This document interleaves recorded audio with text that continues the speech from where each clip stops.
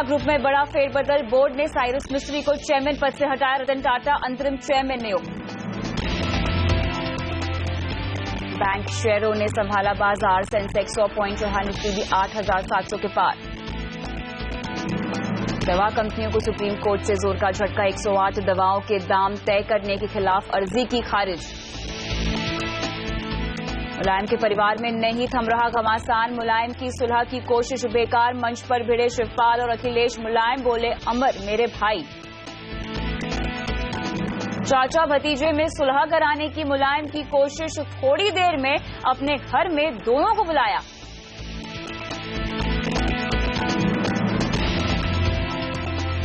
यॉर्मनी आपकी मेहनत की कमाई को न सिर्फ इसका ख्याल रखता है बल्कि उन्हें दोगुना करने का रास्ता भी आपको दिखाता है। पर्सनल फाइनेंस से जुड़े तमाम सवालों के जवाब तो हम आपको देते ही हैं, साथ ही आपको फाइनेंशियल प्लानिंग के तमाम गुरु मंत्र भी सिखाते हैं। नमस्कार, मैं हूं कविता थपलियाल। देखते हैं इसके अलावा क्या है खास आज यॉर्मनी में। कैसे होते हैं debit card fraud, debit card fraud से कैसे बचें, और पोर्टफोलियो में रखे कितने फंड। तो इन तमाम मुद्दों पे आज होगा यॉर्मनी का फोकस, और आज हमारे साथ है वाइस इन्वेस्ट एडवाइजर्स के हेमंत रुस्तगी। हेमंत जी, आपका स्वागत है। शुरुआत करते हैं यॉर्मनी में। हम आज बात करेंगे एटीएम कार्ड से होने वाली धोखाधड़ी की। हाल ही में हमने देखा है कि एक बड़े एटीएम फ्रॉड की घटना सामने आई है, जिसमें करीब 32 लाख एटीएम कार्ड का डेटा चोरी हो गया। बैंकिंग सिस्टम के लिए एक बड़ा खतरा बनकर उभरा है, जिससे आम लोगों को खासा नुकसान हो सकता है। इसीलिए आज यॉर्मनी में हम आपको बताएंगे ऐसे फ्रॉड से कैसे आप बच सकते हैं, और अगर आप धोखाधड़ी के शिकार हो गए हैं तो आपके पास अब क्या विकल्प बचते हैं। इसी पर करते हैं विस्तार से बात। ये धोखाधड़ी या जो फर्जीवाड़ा है, इसको अंजाम कैसे दिया गया, पहले तो आप इसके पीछे की जो टेक्निकलिटीज है हेमंत जी, वो हमें समझाइए। देखिए, जैसा आपने बताया कविता, ये काफी लोगों को इसका इम्पैक्ट हुआ है, और ये सामने तभी आया जब कुछ बैंकों ने ऐसी ट्रांजैक्शन नोटिस की डेबिट कार्ड्स के ऊपर जहां पे ट्रांजैक्शन जो है मेनली चाइना से हुआ था, जबकि उस समय पे जो इन्वेस्टर्स, जिनके जो कार्ड होल्डर्स थे, वो हिंदुस्तान में बैठे थे। तो जैसे ही ये मामला सामने आया कि ये बैंकों ने ये मामला जो है national payment corporation of India को दिया, उन्होंने उसके ऊपर इन्वेस्टिगेट किया, तो पता चला जो हिताची पेमेंट सर्विसेज है, जो एटीएम्स को पॉइंट ऑफ सेल और दूसरी सर्विसेज देती है, उनके यहाँ पे मैलवेयर के द्वारा सिक्योरिटी ब्रीच हुआ। मैलवेयर मतलब मैलिशियस जो सॉफ्टवेयर है, उसमें जैसे बहुत सारे कुछ प्रोग्राम्स हैं, जैसे वायरस है, ट्रोजन है, ये सब के द्वारा सिक्योरिटी ब्रीच किया जाता है, ताकि उसमें जो डेटा है, कॉन्फिडेंशियल डेटा, वो बाहर निकाला जाता है। और होता क्या है कि जब ऐसा किसी भी एटीएम पे सिक्योरिटी ब्रीच हो जाता है, और जब भी आप अपना डेबिट कार्ड स्वाइप करते हो, तो आपका जो कॉन्फिडेंशियल डेटा है, वो जो फ्रॉडस्टर है या जिन्होंने वो लेने की कोशिश की है, उनके पास वो चला जाता है। लेकिन हमने ये देखा है पास्ट में भी कि जरूरी नहीं है कि जब भी सिक्योरिटी ब्रीच हुई है, जो डेटा चोरी हुआ है, उसमें हमेशा फ्रॉडुलेंट एक्टिविटीज होंगी। काफी बार ऐसा भी होता है कि उस डेटा को, ऐसा नहीं है कि ऐसा ये फ्रॉड होते नहीं है, फ्रॉड होते हैं, लेकिन काफी टाइम हमने ऐसा देखा है कि जो डेटा जो है उसको इस्तेमाल किया जाता है डेटा को बेचने के लिए, ताकि जो दूसरे लोग हैं या कॉम्पिटिटर्स हैं या जो और बाकी लोग हैं जो डेटा को इस्तेमाल कर सके। तो इस तरीके से, जैसा मैंने बताया, मैलवेयर के द्वारा यहाँ पे सिक्योरिटी ब्रीच किया गया। बिल्कुल, लेकिन आप मुझे ये बताइए कि एज एन अकाउंट होल्डर, खाता धारक होने के नाते, या डेबिट कार्ड या एटीएम कार्ड होल्डर होने के नाते, मुझे जब इस बारे में पता चलता है तो मैं अब एहतियातन क्या करूं। अगर मेरे साथ इस तरह की धोखाधड़ी हो चुकी है, अगर मेरे पैसे निकाल लिए गए हैं और मुझे काफी भारी नुकसान भी हुआ है, मेरा पहला कदम अब क्या होना चाहिए? देखिए, उससे पहले मैं बताना चाहूंगा, जैसे आपने बिल्कुल सही कहा कि 32 लाख डेबिट कार्ड हैं जहां पे सिक्योरिटी ब्रीच हुआ है, उनका डेटा जो है चोरी हुआ है। लेकिन जो केसेस सामने आए हैं फ्रॉडुलेंट एक्टिविटी के, कि जहां पे धोखाधड़ी से पैसा निकाला गया है, जो अभी तक रिपोर्टेड फिगर है वो करीब 641 केस हैं, और कुल मिलाकर करीब 1.5 करोड़ का अमाउंट है जो ऐसा हुआ है। जैसा मैंने पहले कहा, जरूरी नहीं है कि जब डेटा चोरी होता है वो हमेशा फ्रॉड के पॉइंट ऑफ व्यू से किया जाता है। काफी बार इस डेटा को ऑनलाइन सेल किया जाता है। अगर किसी भी अकाउंट होल्डर को अगर ऐसी कोई ट्रांजैक्शन दिखती है जो उन्होंने ऑथराइज नहीं की है, तो सबसे पहला काम उनको ये करना है कि अपने बैंक को इन्फॉर्म करना है, क्योंकि आरबीआई का जो सर्कुलर है उसमें बहुत क्लियरली कहा गया है कि अगर कोई थर्ड पार्टी ब्रीच है, या अगर बैंक की लापरवाही है, या कुछ वहां पे सिक्योरिटी ब्रीच है, उसके लिए आप जिम्मेवार नहीं हो। लेकिन आपको 3 वर्किंग डे के अंदर जब ये ट्रांजैक्शन आप नोटिस करते हो या आपको नोटिस मिलता है ट्रांजैक्शन का, उसके 3 वर्किंग डे के अंदर आपको बैंक को इन्फॉर्म करना है। उसके बाद भी अलग अलग डिपेंडिंग ऑन आप कब इन्फॉर्म करते हैं, 4 से 7 दिन या 7 से अलग दिन, अलग अलग वहां पे जो आपको है कुछ खामियाजा भरना पड़ेगा। पहले आपको पहचानना होगा कि इस तरह के ट्रांजैक्शंस आपके द्वारा किए गए हैं या नहीं, या किसी और ने किए हैं या नहीं, जो कि मेरे ख्याल से आपको SMS अलर्ट, ईमेल अलर्ट के जरिए जब भी कोई ट्रांजैक्शन होता है आपके ATM कार्ड के जरिए तो एक अलर्ट आपको पहुंच जाती है। उसके जरिए मेरे ख्याल से आप पता लगा सकते हैं कि इस तरह का कुछ धोखा आपके साथ हुआ है या नहीं। देखिए, वहां से भी देख सकते हैं आप, चाहे तो अगर ऑनलाइन एक्सेस करके अपना जो अकाउंट है उसको भी देख सकते हैं कि ये जो ट्रांजैक्शन हुई है पिछले 1 या 1.5 महीने में, अगर जैसे जब ये सामने आया है तो देख सकते हैं कि उस पीरियड में ऐसी कोई ट्रांजैक्शन हुई है। क्योंकि काफी बार क्या होता है, हमने देखा है बैंक अकाउंट होती है या डेबिट कार्ड या क्रेडिट कार्ड की कोई स्टेटमेंट जब आती है, हम उस पर ज्यादा ध्यान नहीं देते हैं। तो मुझे लगता है इंपॉर्टेंट है, क्योंकि ये इतना बड़ा हादसा हुआ है, पिछले 1.5-2 महीने में अपनी ट्रांजैक्शन को देखें कि ऐसी कोई ट्रांजैक्शन है जो आपने ऑथोराइज नहीं की है। अगर वो समय निकल गया है तो देखना पड़ेगा कि बैंक किस तरीके से उसको डिसाइड करता है, बट अगर कोई रीसेंट है तो डेफिनेटली देखें, और अगर ऐसा कुछ नहीं हुआ है तो डेफिनेटली कुछ प्रिवेंटिव मेजर लेने की जरूरत है ताकि इसके आपके साथ ऐसा बाद में ना हो। बिल्कुल, दोनों पर आते हैं यहाँ पर, प्रिवेंटिव मेजर्स क्या लेने चाहिए और साथ ही अगर आपके साथ ऐसा हो गया है तो आपको क्या करना चाहिए। लेकिन एक और चीज यहाँ पर हम देखते हैं कि कार्ड जो है आपका, डेबिट कार्ड एक ऐसी चीज है जो हम हर जगह इस्तेमाल करते हैं, भले ATM से पैसे निकालने की बात हो, ऑनलाइन शॉपिंग करने की बात हो, आपके ट्रांजैक्शंस करने की बात हो। मुझे कहाँ पर एहतियात बरतना चाहिए, मुझे समझ में कैसे आए कि कहाँ पर सेफ ट्रांजैक्शंस हो रहे हैं मेरे साथ, कहाँ पर नहीं हो रहे हैं। देखिए, जैसा मैंने पहले कहा, अगर कोई थर्ड पार्टी ब्रीच है या बैंक की तरफ से लापरवाही है या वहां पे कोई सिक्योरिटी ब्रीच है, वो आपके कंट्रोल में नहीं है, आप उसमें कुछ नहीं कर पाएंगे अपनी तरफ से, क्योंकि आप कार्ड ओन करते हैं, वो कार्ड आपका है, वो आपका पैसा है। आपको कुछ चीजों का ध्यान रखना है। सबसे पहला ये तो जो आपका जो ATM पिन है वो आप किसी को ना दें, बिल्कुल बहुत इंपॉर्टेंट है। दूसरा, अपने ATM पिन को चेंज करते रहें। हमने देखा है कि काफी लोग ATM पिन को चेंज ही नहीं करते सालों साल। मेरे हिसाब से 3 या 6 महीने में एक बार आपको एटलीस्ट ATM पिन को चेंज कर देना चाहिए। अगर आपके पास अभी भी मैग्नेटिक वाला डेबिट कार्ड है तो अगर आपका बैंक चिप बेस इशू कर रहा है तो वो ले लीजिए, क्योंकि वो मैग्नेटिक वाले से ज्यादा सेफ्टी, क्योंकि जो चिप रहता है उसके अंदर आपकी जो ATM पिन की डिटेल रहती है और वहां पे आपको ऑथराइजेशन करना पड़ता है अपना पिन डाल के। तो मुझे लगता है कहीं ना कहीं वो सेफ्टी जो है वो डेफिनेटली हो जाती है। तो कुछ चीजों का अगर आप ध्यान रखें, और अगर आपने अपना मोबाइल या ईमेल रजिस्टर नहीं कराया तो वो कराइए, क्योंकि जब आप ऐसा करते हैं, जब भी कोई ट्रांजैक्शन आपके बैंक अकाउंट में होती है डेबिट कार्ड के द्वारा, उसकी इंटीमेशन आपको मिलती है। यहाँ पे एक इंपॉर्टेंट चीज है, हम हमेशा लोगों को कहते हैं कि बहुत ज्यादा कार्ड मत रखिए। काफी लोगों के पास बहुत सारे अकाउंट हैं, हर एक में डेबिट कार्ड लिया हुआ है। अब मान लीजिए 5-10 अकाउंट आपने खोल लिए, हर जगह से आपको इंटीमेशन आ रही है, उसको ध्यान रखना भी मुश्किल पड़ता है। तो कहीं ना कहीं मुझे अब लगता है अपने जो बैंक अकाउंट्स हैं उनको भी कंसोलिडेट करके जो भी ट्रांजैक्शन का इंटीमेशन आए, और वो ट्रांजैक्शन का इंटीमेशन दोनों जगह पे आता है, वो SMS भी आता है और आपका पास ईमेल भी आता है। और जब आपने ट्रांजैक्शन की है तो आप देखें, अगर नहीं की है तब भी समय समय पे अपने SMS और ईमेल को चेक करते जाइए कि कहीं कोई ऐसी इंटीमेशन आई है कि आपके अकाउंट से इतना पैसा निकला है। अगर आप उन चीजों का ध्यान दें, और दूसरी बात, एक एस्टेब्लिशमेंट में कहीं भी आप यूज करते हैं क्रेडिट कार्ड, डेबिट कार्ड, तो कोशिश कीजिए कि वो आपकी नजरों से दूर ना हो। नॉर्मली क्या करते हैं, जब डेबिट कार्ड से पेमेंट करते हैं तो वो आपके सामने वो चिप या स्वाइप करते हैं, जब तक वो आपके सामने है उसमें किसी तरह का बुरी तरह से इस्तेमाल करने का चांसेस नहीं है। हाँ। लेकिन अगर वो आपकी आंखों से दूर गया तो हो सकता है कहीं वो डिटेल नोट हो जाए। तो ये थोड़ी चीजों का ध्यान रखें तो मुझे लगता है काफी हद तक आपके पॉइंट ऑफ व्यू से जो सेफ्टी मेजर आपको लेने हैं वो आप ले सकते हैं। अब अगर मेरे साथ धोखाधड़ी हो चुकी है, मेरे पैसे जा चुके हैं, तब मुझे क्या करना चाहिए, मेरे लिए क्या क्या विकल्प अब मौजूद होंगे? जैसे मैंने कहा, सबसे पहले अगर आप देखें, अगर आपको लगे ऐसी कोई ट्रांजैक्शन हुई है जो आपने ऑथराइज नहीं की है तो आपको इमीडिएटली बैंक को इंटीमेट करना है। और जैसा मैंने पहले कहा, ये जो ब्रीच है, स्पेशली इस केस के अंदर वो थर्ड पार्टी ब्रीच है और वो उसके लिए रिस्पॉन्सिबिलिटी जो है वो बैंक की है, वो आपकी नहीं है। लेकिन वहां पे टाइम लिमिट है, जैसा मैंने आपको कहा, 3 वर्किंग डे के अंदर आपको बैंक को इंटीमेट करना है। ओके। और अगर मुझे बैंकों की तरफ से भी कोई संतोषजनक रिप्लाई नहीं आता है, कोई कदम मैं उठता हुआ नहीं देखती हूँ बैंक की तरफ से, तो क्या मैं बैंकिंग लोकपाल या बैंकिंग ऑम्बुड्समैन के पास जा सकती हूँ? क्या वो एक विकल्प होगा मेरे पास? देखिए, डेफिनेटली अगर आपने कोई पेमेंट ऑथराइज नहीं किया तो डेफिनेटली आपके पास ये विकल्प है। अगर आपको सही तरीके से जवाब नहीं मिलता है, सही तरीके से आपका ये केस जो रिजॉल्व नहीं होता है, जैसा मैंने पहले कहा, वो डिपेंड करता है कितना समय हुआ है उस ट्रांजैक्शन को। अगर जैसा मैंने कहा 4 से 7 दिन के अंदर इंटीमेट करते हैं तो आपकी लायबिलिटी शायद 5,000 रुपए है।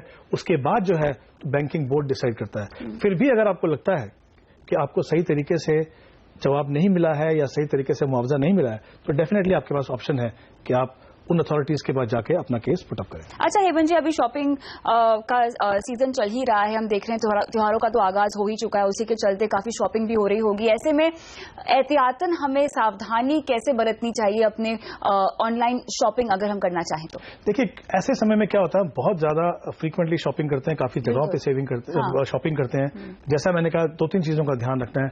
एक तो ये कोशिश कीजिए कि जो आपका जो डेबिट कार्ड है आपकी नजरों से दूर ना हो। दूसरा, जैसे मैंने कहा, बहुत ज्यादा डेबिट कार्ड अगर अकाउंट्स हैं तो सबको यूज ना करें, क्योंकि उसको ट्रैक करना बहुत मुश्किल होता है। और अगर आप अभी भी चाहें तो अपना, अगर आपने मोबाइल नंबर या अगर रजिस्टर नहीं कराया तो वो करा लीजिए, क्योंकि कहीं ना कहीं आपके पास ऐसा इंटीमेशन आना जरूरी है कि आज के दिन में या अभी अभी आपने इस तरह की ट्रांजैक्शन की, और ये इंस्टेंट होता है। जैसे आपने ट्रांजैक्शन की, इमीडिएटली आपको SMS और ईमेल आता है। अगर आप ऐसा करें तो कोई कारण नहीं कि आपका जो डेबिट कार्ड है उसका गलत इस्तेमाल हो। बिल्कुल, यहाँ पे जागरूक रहिए, सतर्क रहिए। अगर आपने अपना पिन नंबर अब तक नहीं चेंज किया, ATM पिन नंबर नहीं चेंज किया है, तो आपको हम तुरंत प्रभाव से यही सलाह देते हैं कि इस तरह की धोखाधड़ी से बचने के लिए, इस तरह के फ्रॉड से बचने के लिए अपने तमाम ATM पिन को आप तुरंत प्रभाव से बदल दीजिए और आगे चल के अपने ट्रांजैक्शंस को चेक कीजिए। पिछले 1.5 से 2 महीनों में जितने भी ट्रांजैक्शंस आपने अपने ATM कार्ड के जरिए किए हैं उनका पता लगाइए, उन्हें चेक कीजिए, ताकि इस तरह की धोखाधड़ी का शिकार आप ना हो सके। और अगर आपके साथ ऐसा कुछ हुआ है तो अपना सवाल व्हाट्सएप कर सकते हैं।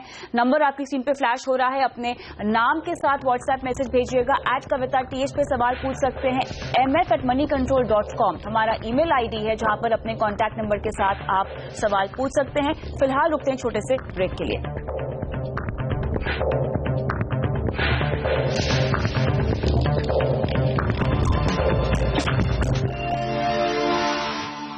योर मनी में आगे बढ़ते हैं और शुरुआत करते हैं सवाल जवाब के साथ। हमारे पहले दर्शक कोलकाता से अभिषेक हमारे साथ फोन लाइन पर है। नमस्कार अभिषेक, बताएं क्या करते हैं आप? मैं जॉब करता हूं मैडम। बताइए क्या सवाल है आपका? मेरा सवाल है कि मेरे पोर्टफोलियो में 9 से 10 SIP है। आपने 10 फंड अपने पोर्टफोलियो में जोड़ रखे हैं, और आपने 10 फंड क्यों जोड़े हैं, सलाह कहां से ली है, आपने खुद रिसर्च की है, क्या सोच के आपने 10 फंड शामिल किए हैं अभिषेक? मैंने खुद ही रिसर्च किए। मैंने अलग अलग फंड में, मिड कैप में, लार्ज कैप में, हर फंड में लिए हैं SIP, ताकि मेरा रिस्क एवरेज हो जाए। ताकि आपकी रिस्क एवरेज हो जाए। आपकी रिस्क एवरेज हो जाए। कुछ फंड्स के नाम बता पाएंगे मुझे? HDFC mid cap opportunity fund है, ICICI prudential focus blue chip है, Franklin smaller Indian company fund है, फ्रैंकलिन प्राइमा फंड है, DPS ब्लैक रॉक है, मेरे एसेट इमर्जिंग। ओवरऑल आपने यहाँ पर पूरा डाइवर्सिफाई किया हुआ है अपने पोर्टफोलियो को, लार्ज कैप, मिड कैप, तमाम तरह के फंड्स लिए हुए ताकि आपके रिस्क एवरेज हो जाए। कितने साल का निवेश है और क्या लक्ष्य है? मेरा निवेश 15 से 20 साल का लिए है। 15 से 20 साल का? हाँ जी। कितना इकट्ठा करना चाहते हैं और कितना निवेश करते हैं? मैं हर SIP में, जैसे मैं हर महीने 15,000 रुपये डालता हूँ। मतलब 15,000 हर महीने 15,000 कुल मिला के 10 फंड्स में? हाँ जी। ठीक है। और कितना इकट्ठा करना चाहते हैं 15 से 20 साल बाद? मेरा टारगेट है 1.5 से 2 करोड़ का। 1.5 से 2 करोड़ का। क्या करेंगे इतने पैसों का? बच्चों के लिए प्लानिंग है मैम। बच्चों के लिए प्लानिंग है, इसीलिए आप उनकी शादी और पढ़ाई के लिए इकट्ठा करना चाहते हैं अभिषेक? जी। आपकी शादी अभी हो चुकी है ना? हाँ जी, हो चुकी है। मैं अभी 34 हूँ। आप 34 साल के हैं। चलिए, आपकी ये डिटेल्स हमारे पास नहीं थी इसलिए हमें पूछना पड़ा था। चलिए हेमंत जी, 10 फंड है इनके पोर्टफोलियो, पता नहीं ये मैनेज कैसे कर पाते हैं। अभिषेक, आपको बाजार की जानकारी है या नहीं, आपसे मैं पूछना भूल गई। हाँ जी, मुझे जानकारी थोड़ी बहुत है, मैं रिसर्च करता रहता हूँ। आप रिसर्च करते रहते हैं, आप ट्रैक करते हैं बाजार को। चलिए, फिर भी हेमंत जी, 10 फंड पोर्टफोलियो में होना कितने बड़े आफत की बात हो सकती है, ये बताइए। देखिए, आफत हो सकती है, लेकिन अगर इनके जिन्होंने अभी डिटेल दी उसके अगर थोड़ा डिस्कस करें, इन्होंने जो फंड्स के नाम लिए, ये मैं कहूंगा कि इनके सारे के सारे फंड जो हैं काफी अच्छे हैं, बिल्कुल अपनी अपनी कैटेगरीज में काफी अच्छे हैं। लेकिन एक चीज मुझे समझ में आई, इनके नाम जो उन्होंने नाम बताए उसमें जो इनका जो ज्यादा फोकस है वो मिड कैप फंड्स के ऊपर। वो ऐसा होता इसलिए कि जब हम देखते हैं कि मार्केट ने अच्छा किया है, एक पर्टिकुलर सेगमेंट ने अच्छा किया है, क्योंकि हम परफॉर्मेंस को चेज करते हैं ज्यादातर, तो हमारा जो काफी पैसा जो है पर्टिकुलर सेगमेंट में चला जाता है, और जो ऐसा काफी इन्वेस्टर्स के साथ अभी हो रहा है। क्योंकि अगर आप पिछले 1-2 साल में देखें या 3 साल में भी देखें तो मिड कैप फंड की जो परफॉर्मेंस है, स्मॉल कैप फंड की जो परफॉर्मेंस है, वो लार्ज कैप से ज्यादा अच्छी है। तो ये हो सकता है कि काफी सारे इन्वेस्टर ने अपना ज्यादा इन्वेस्टमेंट जो है वहां पे किया। अब 10 फंड अगर मैं नंबर गिनूं तो काफी ज्यादा है, लेकिन अगर आपने गोल बेस्ड पोर्टफोलियो बनाया है, मान लीजिए, तो हर गोल के लिए आपने अलग अलग एक पोर्टफोलियो बनाया है, तो 10 फंड होना शायद इतनी बुरी बात भी ना हो। लेकिन अगर आपने एक ही गोल में, जैसे उन्होंने कहा रिटायरमेंट के लिए पैसा चाहिए या कुछ और पैसा चाहिए, उसी गोल के लिए आपने 5-7 फंड लगा दिए, तो फिर प्रॉब्लम होती है। प्रॉब्लम इसलिए होती है, एक तो हमें ये समझना है कि म्यूचुअल फंड जो है वो एक डाइवर्सिफाइड इन्वेस्टमेंट व्हीकल है। अगर आप 1000 रुपए भी अगर म्यूचुअल फंड में डालते हो किसी इक्विटी फंड में, तो आपको 50 या 60 स्टॉक में आपका पैसा जाता है। अगर आप एक ही जैसे फंड लेते हो मान लीजिए, तो हो सकता है कि वो सारे के सारे एक जैसे बिहेव करें और नॉन परफॉर्मिंग फंड भी उसके अंदर आ जाए, आपकी परफॉर्मेंस को ट्रैक करना मुश्किल हो जाए। इसलिए हम हमेशा कहते हैं कि बहुत ज्यादा फंड जो है मत रखो। लेकिन जैसा मैंने कहा, एक तो मुझे लगता है कहीं ना कहीं इनको अपनी पोर्टफोलियो को रीअलाइन करने की जरूरत है मिड कैप से निकाल के। दूसरा, फंड कम कर सकते हैं, लेकिन अगर गोल बेस इन्होंने पोर्टफोलियो बनाया है, मुझे लगता नहीं उन्होंने ऐसा बनाया है, अगर वो बनाएंगे तो शायद नंबर ऑफ फंड इतने ज्यादा ना दिखे आपको। चलिए, तो अपने पोर्टफोलियो को एक बार फिर से आपको देखने की जरूरत है। अभिषेक की सलाह दी जा रही है। आगे बढ़ते हैं, आलोक अग्रवाल का सवाल लेते हैं। 26 साल की उम्र है इनकी, 45,000 हर महीना कमाते हैं और 3 साल में घर के डाउन पेमेंट के लिए 5 लाख रुपए इन्हें जमा करने हैं। 25 साल बाद रिटायरमेंट के लिए 2 करोड़ जमा करना चाहते हैं और म्यूचुअल फंड के जरिए कैसे ये निवेश किया जा सकता है पूछ रहे हैं। और कौन कौन से फंड मेरे ख्याल से ये अपने पोर्टफोलियो में शामिल कर सकते हैं, इस पर भी इनका सवाल है। हमारे साथ आलोक फोन लाइन पर नहीं है।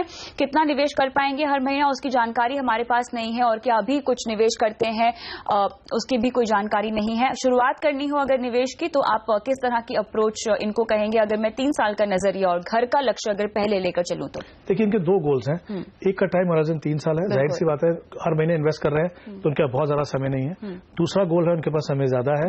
वहां पे पहला जो अगर हम गोल की बात करें तो क्लियरली फोकस रहेगा कैपिटल सेफ्टी पे, साथ में थोड़ा सा रिस्क ले सकते हैं ताकि इन्वेस्टमेंट जो रिटर्न जो है उनको अच्छा मिले। तो यहाँ पे मैं बोलूंगा कि इक्विटी सेविंग जो कैटेगरी ऑफ फंड है, जैसे कोटा इक्विटी सेविंग और रिलायंस इक्विटी सेविंग तरह के जो फंड है, उनमें इन्वेस्ट कीजिए। 12,000 रुपए अगर इन्वेस्ट करें तो अपना टारगेट अचीव कर लेंगे। और अगर जो लॉन्ग टर्म गोल है, वहां पे जहां 2 करोड़ का इनको वापस बनाना है, लंबा समय है, वेल डाइवर्सिफाइड इक्विटी फंड लगाएं, 12,000 रुपए इन्वेस्ट करें तो 2 करोड़ की जो टारगेट है वो पूरा कर पाएंगे। कुछ फंड में आपको रिकमेंड कर रहा हूं, कोटक सेलेक्ट फोकस दे सकते हैं, HDFC मिड कैप अपॉर्चुनिटी और मोतीलाल ओसवाल मल्टी कैप 35। ये 3 फंड में अपना पैसा इन्वेस्ट कीजिए। अगर आप इस प्रोसेस को रखेंगे तो डेफिनेटली अपने टारगेट को अचीव कर पाएंगे। चलिए, तो इन फंड में अपने निवेश की शुरुआत आप कर सकते हैं आलोक। और रुकते छोटे से ब्रेक के लिए, ब्रेक के बाद लेंगे श्रुति का सवाल जो कि कम बजट में करना चाहते हैं फेस्टिव शॉपिंग। देंगे उनको सलाह इस ब्रेक के बाद। बने रहिए हमारे साथ।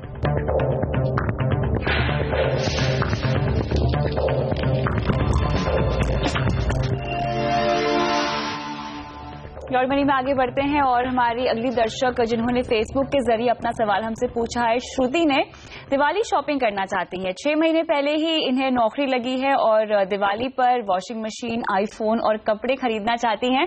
खरीदारी का बजट इन्होंने 50,000 रुपए अपना रखा है, जो कि अपनी सेविंग में से इन्होंने कुछ बचाए हैं पैसे, और जो लगातार इनको सैलरी मिल रही है उससे इन्होंने बचाए हैं। पूछ रही हैं कि यहाँ पर बजटिंग के लिहाज से अगर देखें तो किस चीज को तवज्जो दें, यानी किस खरीदारी को तवज्जो दें, किसे छोड़ दें ताकि ये ओवर बजट ना हो जाए। श्रुति, आपने बहुत अच्छा सवाल पूछा है और आपके जरिए वो तमाम दर्शक जिनकी शॉपिंग चल रही है और जो अपने बजट से ओवर हमेशा चले जाते हैं, मेरे ख्याल से हम उनको सलाह दे सकते हैं। बहुत ही टाइट बजट है इनका और अभी अभी चूंकि नौकरी लगी है इनकी, तो मेरे ख्याल से कुछ निवेश और कुछ सेविंग भी खास इनकी हुई नहीं होगी। 50,000 रुपीज, वॉशिंग मशीन, आईफोन, कपड़े, फुल ऑन दिवाली सेलिब्रेट करना चाहती हैं अपनी सैलरी से। ठीक है, तो 2 इंपॉर्टेंट चीजें यहाँ पे।